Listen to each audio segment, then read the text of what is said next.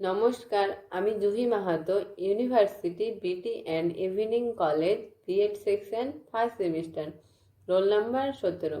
আজকে আমার বিষয়বস্তু হচ্ছে গৃহভাষা ও বিদ্যালয় ভাষার ধারণা। প্রথমে আমরা ভাষা কি সেটা জেনে নিচ্ছি। ভাষা হলো মানুষের ভাব বিনিময়ের একটি বন্ধন বা সেতু, অর্থাৎ ভাষার মাধ্যমে আমরা একে অপরের সঙ্গে ভাব বিনিময় করে থাকি। আমরা বিভিন্ন জাতিগোষ্ঠীর মানুষ বিভিন্ন ভাষায় কথা বলি, এমনকি অনেকের বাড়ির ভাষা এবং বিদ্যালয়ের ভাষার মধ্যেও পার্থক্য লক্ষ্য করা যায়। এই বিদ্যালয়ের ভাষা এবং গৃহের ভাষা থেকেই আমাদের বিদ্যালয় ভাষা ও গৃহের ভাষার ধারণাটি এসেছে। এবার আমরা জেনে নেব গৃহভাষা কি। যোগাযোগের প্রধান মাধ্যম হলো ভাষা। জন্মের পরে একটি শিশুর প্রধান ভাষা হচ্ছে কান্না। এই কান্নার মাধ্যমে সে তার মায়ের সঙ্গে যোগাযোগ রক্ষা করে। তার ক্ষুধা, তৃষ্ণা, বেদনা সবকিছু সে তার মায়ের সামনে কান্নার মাধ্যমেই প্রকাশ করে।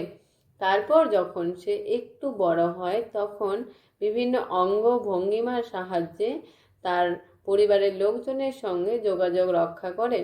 এভাবে একটা শিশু যখন তার মা, বাবা, পরিবারের লোকজন এমনকি পারিপার্শ্বিক লোকের সঙ্গেও যে ভাষায় কথা বলে সেটি হচ্ছে তার গৃহের ভাষা।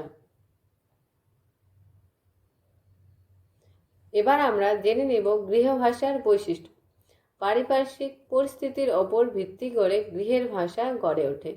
পিতামাতা যদি দ্বিভাষী বা বহুভাষী হয় তাহলে তাদের গৃহের ভাষাও দ্বিভাষী বা বহুভাষী হবে।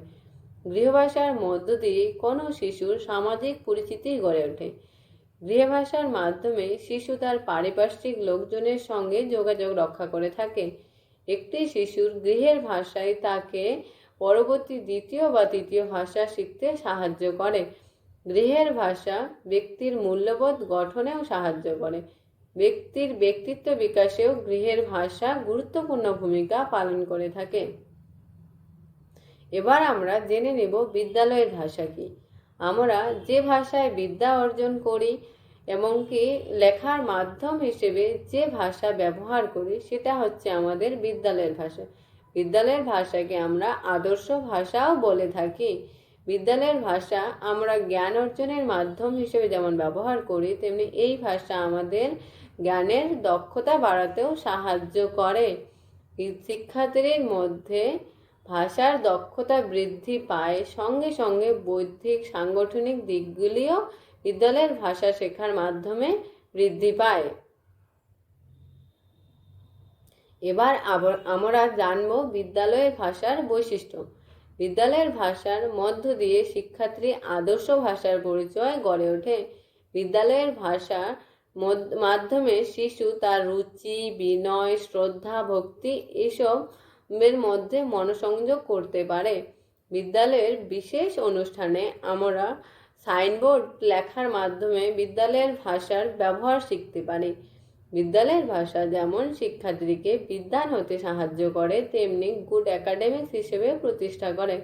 বিদ্যালয়ের ভাষা উপযুক্ত স্থানে ব্যবহারের দ্বারা শিক্ষার্থীদের পথ প্রদর্শন করানো হয়। অবশেষে বলতে হয় যে গৃহভাষা হলো শিশুর প্রথম শেখা ভাষা। এই ভাষাকে আমরা মাদার টাংও বলে থাকি। অন্যদিকে বিদ্যালয়ের ভাষা হলো শিশুর বিদ্যালয় জীবনে পঠন পাঠনের ভাষা। এই ভাষাকে আমরা আদর্শ ভাষা বলে থাকি। বিদ্যালয়ের ভাষা শিশুকে গুড একাডেমিক্স হিসেবে প্রতিষ্ঠা করে। অন্যদিকে গৃহের ভাষা শিশুকে সৃজনশীল মনোভাব গড়ে তুলতে সাহায্য করে। নমস্কার।